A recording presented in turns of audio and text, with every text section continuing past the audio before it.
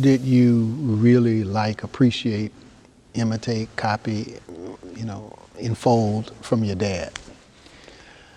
Well, my dad came up the rough side of the mountain.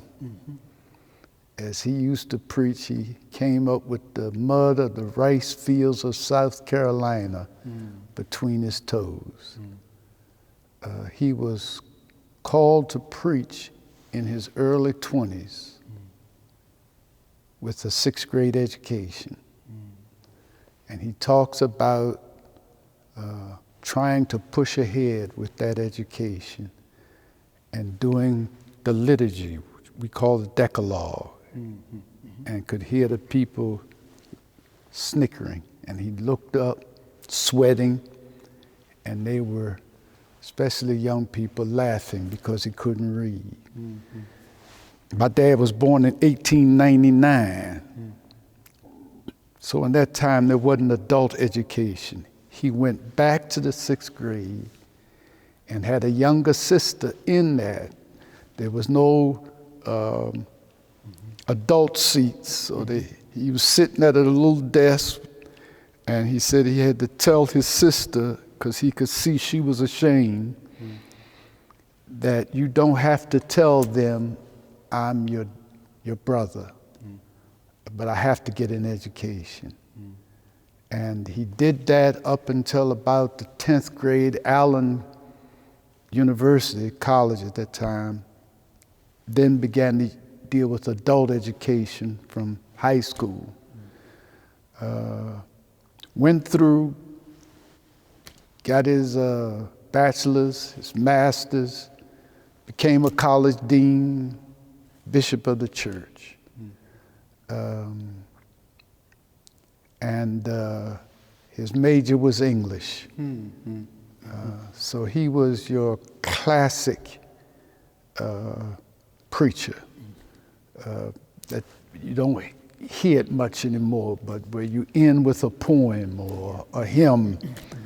And he was also a civil rights man.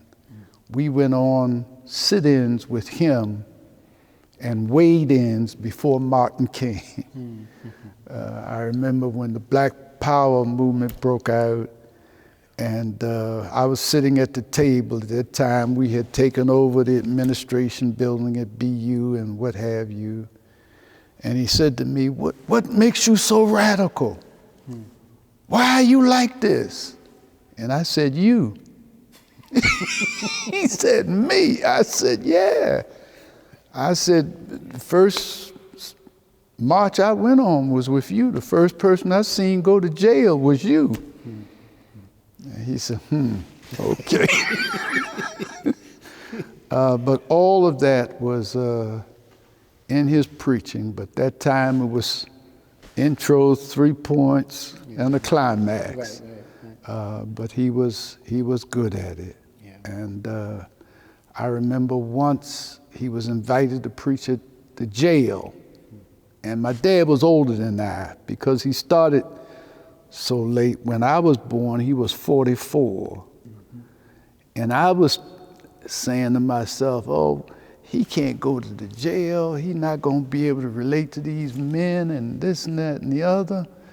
And I went with my heart in my mouth, uneasy for him and the reception he would get. And when I looked up, those men were at his feet. And the way I told him once is, you make me envy your poverty. Because when he would preach about where God found him and what God did for him and what God can do for you, that resonated with our people at that time in a major way. So I sat under him.